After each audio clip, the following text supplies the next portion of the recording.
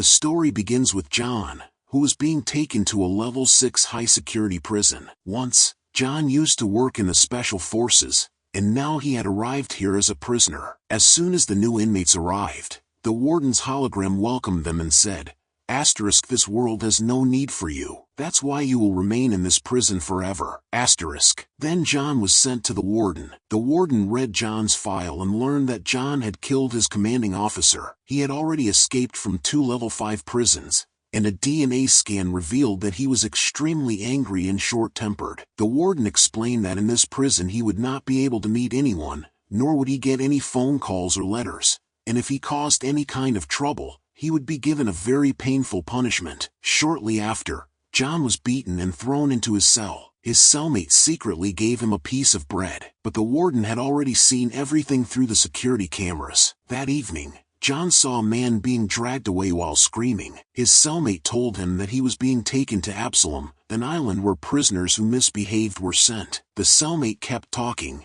and John, irritated, told him to shut up. The next morning, John woke up to find that his cellmate was missing. He was then taken to a room where all the prisoners were watching something. The warden announced that in this prison, sharing food is a crime, and for that, there must be punishment. Soon a metal structure rotated, and John saw his cellmate. The warden struck him with an electric weapon. Then John was told, Asterisk, I've shocked him once. Now you must do it 9 more times. Asterisk. But John refused. The warden threatened him, saying that if he didn't do it, he would shoot the man right in front of his eyes. John picked up the weapon, called a treasure, which delivered electric shocks, and tried to take the warden hostage. But the guards surrounded him and beat him brutally. A few hours later, John was flown by helicopter to Absalom. Without saying a word, the guards threw him out and left. John noticed that rats swarmed over him, but he quickly drove them away. He was in the middle of a jungle, surrounded by the sounds of wild animals. As John started running, he saw people moving around him in the forest. They were the Outsiders tribe, who immediately surrounded and captured him. They took him to a place where newcomers were kept. The people tried to steal his clothes, but their leader Marek stopped them by showing his gun. John was kept in prison for hours, then met Marek. Marek was a straightforward man. He told John to think of this place as a never-ending vacation. The village was actually an old island resort, and all the people there were prisoners sent from the jail. On this island, every task was a challenge for survival. Marek said they needed to test John's strength. So, John was pushed onto a net stretched over a pool and given a blade to fight Ralph. Ralph showed his power by breaking a statue, but John was unimpressed. He threw his blade and stabbed Ralph in the chest, making him fall into the water. Marek was pleased and congratulated John, but John ignored him, stole his weapon, and pushed Marek into the water as well. Then John tried to escape, pointing his stolen gun at the crowd, but it didn't even work. He ran into the jungle, chased by the others. He climbed a tree and ambushed a man, snapping his neck and stealing his weapons. While fleeing, John fell off a cliff and injured his leg. Somehow, he treated his wound, but soon another outsider attacked him. John, being ex-special forces, easily killed him. Still, the tribe continued to chase him. By mistake, John triggered a trap that dropped a huge log, killing an outsider behind him. Then a man named Scab shot an arrow into John's leg, but he kept running. The outsiders surrounded him at a cliff and began firing arrows, but John managed to jump into the water and escape. Soon, he reached the territory of the Insiders gang, who saved his life and treated him well in their village. This information also reached the warden back in prison. When John woke up, he was surprised by the discipline of the place. As he explored, he tried to enter a building, but Hawkins and Skull stopped him, saying it was forbidden. Later, John was introduced to their leader, Father. Father told him that John was the first man to survive the Outsiders, and he wanted John to stay with them. But John replied, Asterisk, I didn't come here to build a home. I need to get out of here, as soon as possible. Asterisk. Then John met Diaz, who was repairing a broken gun. John gave Diaz some ideas about how to fix the gun, and in the course of their conversation, the two became somewhat friendly. A little later, Dust and Hawkins took John to the watchtower and told him to stay there, warning him not to try to escape. The island was full of dangers, and above all, the Outsiders numbered 600, while they, the Insiders, were only 98. Their numbers were 6 times greater, making it impossible to fight them directly. The island also had cameras everywhere, so helicopters could arrive within minutes. Later, John went to see Dr. Tom, who gave him a medicine made from wild herbs and told him to apply it to his wound. He warned John to keep it clean, otherwise it would become septic since they didn't have proper medicines there. As John left, he noticed Casey following him. Casey only wanted to meet the man who had escaped from Marek. John told him to leave him alone and walked off to a corner of the cliffs. There, he threw a box into the sea, but the waves were so strong that it immediately shattered. This made it clear, swimming off the island was impossible. Soon Casey arrived and told him that there were also sharks in the waters, so escaping by swimming wasn't even worth considering. That night, John saw a procession carrying supplies toward the beach. He followed them quietly but was caught by Hawkins, who punched him and told him to keep calm. John retaliated with a punch of his own and went back to the village. The next morning, during breakfast, John asked Casey about his crime, what had brought him here. Casey admitted that he had helped the mafia boss kidnap 2 children, but he never intended for them to be killed. The gangster murdered them, and Casey ended up in prison too. Just then, a helicopter flew overhead. Casey explained that twice a month supplies were dropped on the island, food, drinks, everything, but the outsiders always seized them, leaving nothing for the insiders. The helicopter landed in different spots each time, so it was impossible to plan ahead. After breakfast, John and Casey visited Killian, who distributed alcohol. John took a sip and asked if Killian was selling poison, since it tasted disgusting. Angered, Killian attacked him, but John easily defended himself. Suddenly, a bell rang, and all the insiders rushed to the gate. It turned out that one guard had fallen asleep on duty again, for the second time, putting everyone's lives at risk. He was immediately dismissed. John later saw the man walking alone into the jungle. Meanwhile, among the outsiders, men were fighting over roasted rats. Marek calmed them down. When the crowd demanded supplies, Marek said they would get them the next evening if they behaved. But one man, fed up with Marek's rules, said John had already defeated him and should now be the leader. In anger, Marek beheaded the man and ordered Scab to prepare an attack on the insiders' village. On Christmas, the insiders held a small party, decorating a tree. Father gave a speech in memory of those who had fallen, and John reminded everyone to also pray for the guard who had been dismissed. John thought of leaving the next day, but Father told him he wouldn't get very far. Meanwhile, the outsiders were hiding in the jungle, planning their strike. The insiders got word from a spy and immediately sounded the alarm. Everyone prepared for battle.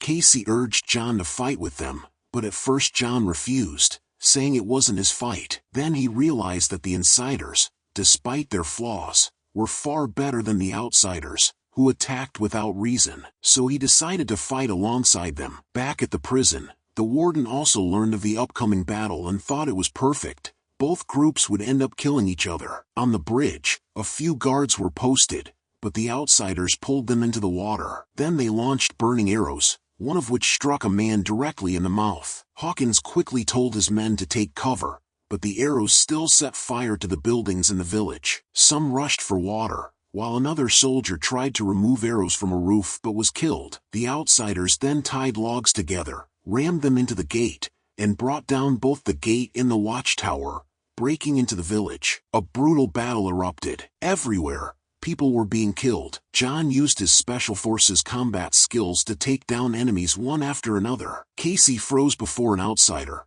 but John saved him by shooting an arrow into the enemy. Father fought with his wooden staff, while Skull defended him with great skill. Still, one enemy managed to stab Father. Hawkins pulled out the knife and ordered Skull to take Father to safety inside the tower. At that moment, Marek and Scab, who had sneaked in through the water, also entered the tower. John spotted them and cut a rope, swinging himself directly into the tower. Skull and Father went inside, but Scab ambushed Skull, knocking him unconscious, and began tormenting Father by pressing on his wound. Marek, wasting no time, tried to kill Father, but John opened a hidden door and dropped Marek down below. Skull fired a burning arrow into Scab. Then John and Marek clashed in a fierce fight, both giving each other a tough challenge. Suddenly, the half-burned Scab returned, but Marek shoved him out of the window into the water. Realizing he couldn't beat John, Marek fled, ordering his men to retreat. The outsiders withdrew, Afterward,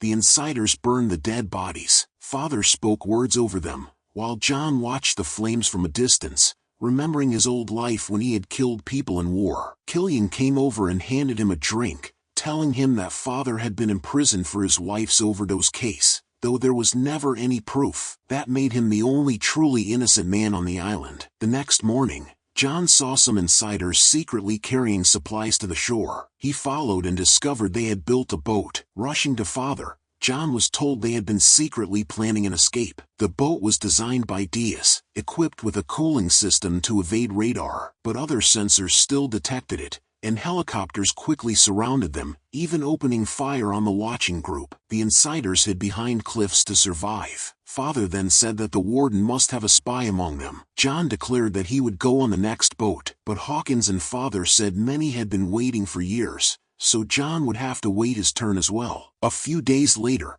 John went to see Diaz, who was building a new boat. John asked if Diaz would go with it, but Diaz refused. He revealed that 30 years ago he had built a powerful bomb for money, and it killed 50 people. He never wanted to repeat such a mistake again. That's why he had decided to serve his punishment and spend the rest of his life on the island. Diaz had some old Chevy engines, but their distributor was missing. John went to Father and made a deal. He would bring back the missing part from Marek's camp, but in return, Father must promise that he and Casey would be allowed on the next boat. Father agreed, but with one condition, that John must also inform Marek's people about the island so that everyone could be saved. As John left, he met Hawkins, who gave him a map showing the safest route to Marek's camp. Diaz handed him a few bombs. Casey wanted to go along too, but John shoved him back, saying the mission was too dangerous and Casey would only become a burden. Meanwhile, Marek told his followers that he had killed all the other gang leaders, throwing their severed heads on the ground. From now on, there would be no more disputes. Hours later, John reached the outsider camp and was shocked to see that Casey had secretly followed him. Suddenly, Casey stepped on a trap and was caught hanging upside down from a tree. Before John could rescue him, the outsiders captured Casey and took him to their village. The crowd laughed as Marek prepared Casey for torture. People shouted to tie shards of glass around his neck for fun. John seized the opportunity, sneaked inside, and silently killed a guard on the stairs. He found the missing engine distributor, then climbed a tower using ropes and killed 2 more guards. Looking through a window, he saw Casey being tortured. John threw a bomb into a building, causing a massive explosion. While everyone rushed to find the intruder, John ran in and freed Casey. But Marek anticipated his plan and captured both of them. They were thrown into a pool and ordered to fight each other. The one who survives will be set free, Marek declared. Casey pretended to attack John but whispered to him,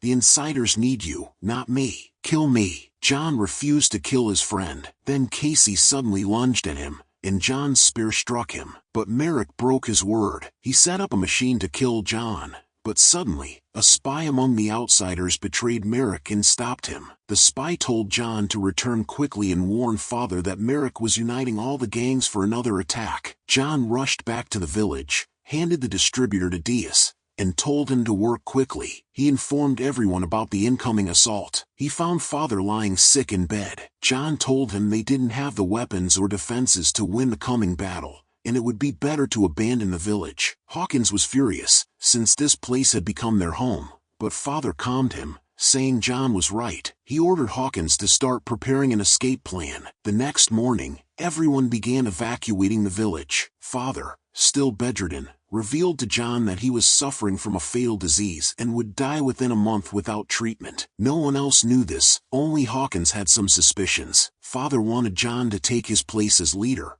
but John refused, saying he didn't want to stay on the island. He only wanted to escape. So Father handed him his diary, which contained the full truth, and told him to find someone who could save the prisoners. Later, John went to Diaz, who had finished the boat. They tested it, but seeing the fire triggered John's war memories, making him uneasy. That night, John confessed the truth to Father, how his commander had forced him to kill thousands during the war, how the government had covered it all up, and how, when John tried to tell the truth, nobody listened. That's why he deliberately killed his commanding officer, to take revenge. The next morning, John saw the severed head of their spy stuck on a spear. The warden, watching through cameras, saw everything. The outsiders sneaked into the village, only to find it completely abandoned. Thinking they had won, they celebrated. But then John appeared on a tower with a large gun. He fired, causing a massive explosion that killed most of the enemies. The hidden insiders rushed out,